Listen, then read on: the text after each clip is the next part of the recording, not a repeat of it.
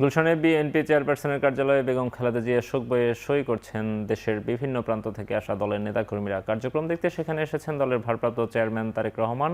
এ বিষয়ে আরও জানাতে সেখানে আছেন সহকর্মী আতিক, মিসবাহ, লগ্ন।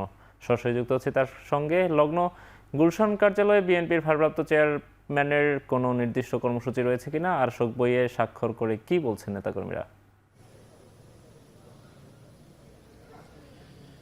নির্দিষ্ট কোনো কর্মসূচির কথা কিন্তু এখন পর্যন্ত আমরা জানতে পারিনি। তবে যতদূর আমরা দেখেছি যে বিকেল 4:45টার দিকে প্রোটোকল সহ আসলে বিএনপির ভারপ্রাপ্ত চেয়ারম্যান তারেক রহমান তিনি আসলে প্রবেশ করেন এখানে। এর আগে আমরা কিন্তু সকাল থেকেই এখানে রয়েছি এবং সকাল থেকেই আমরা দেখেছি যে ঊর্ধ্বতন পর্যায়ে যারা নেতাকর্মীরা রয়েছেন সবাই কিন্তু এখানে বিভিন্ন সময় প্রবেশ করেছেন, বিশিষ্ট জনেরা প্রবেশ করেছেন, ব্যবসায়িক নেতৃবৃন্দ যারা রয়েছেন তারাও এখানে প্রবেশ করেছেন এবং বের হয়ে তারা কিন্তু তাদের স্মৃতিচারণা করছেন এবং তারা বলছিলেন বিভিন্ন ক্ষেত্রে আসলে খালেদা জিয়ার যে গুরুত্ব সেই গুরুত্বের কথা কিন্তু বলেছিলেন। এবং একই সাথে কিছুক্ষণ আগে আমরা দেখেছি ডাকসু ভিপি সাদিক কায়েম, তাকেও দেখেছি কিন্তু এখানে প্রবেশ করতে।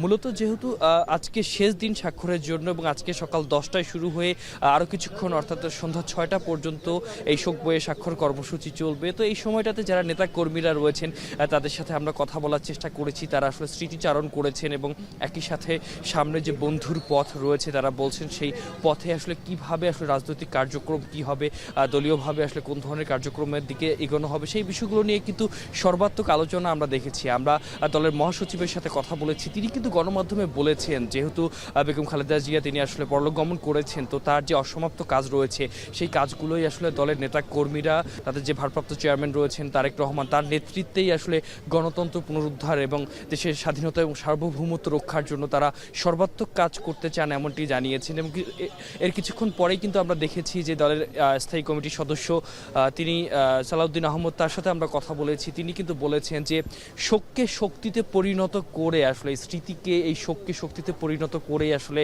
সামনে আসলে কিভাবে গণমানুষের যে প্রত্যাশা রয়েছে, গণ আকাঙ্ক্ষা যে রয়েছে বা এই জুলাই আন্দোলনের পরবর্তী সময়েও যে নতুন করে যে আকাঙ্ক্ষার জন্ম নিয়েছে সব আকাঙ্ক্ষাকে পূরণ করতে চান তারা। এবং একই সাথে যারা দলের তৃণমূল পর্যায়ে নেতা কর্মীরা রয়েছেন তাদের প্রতি উদাত্ত আহ্বান জানিয়েছেন গণমাধ্যমের মাধ্যমে যে কোনোভাবেই হোক না কেন, যে কোনো সংকটপূর্ণ সময়েই হোক না কেন, সবাইকে ঐক্যবদ্ধ থেকে আসলে যে কোনো ধরনের যে অপশক্তি রয়েছে সব কিছুকে প্রতিহত করতে। তবে নির্দিষ্ট কোনো কর্মসূচি যদি দলের ভারপ্রাপ্ত চেয়ারম্যান নেন সেক্ষেত্রে হয়তো বা আমরা আপনাদেরকে আরও জানাতে পারবো। তো নোমান, এই ছিল আমার এখান থেকে সর্বশেষ। নোমান,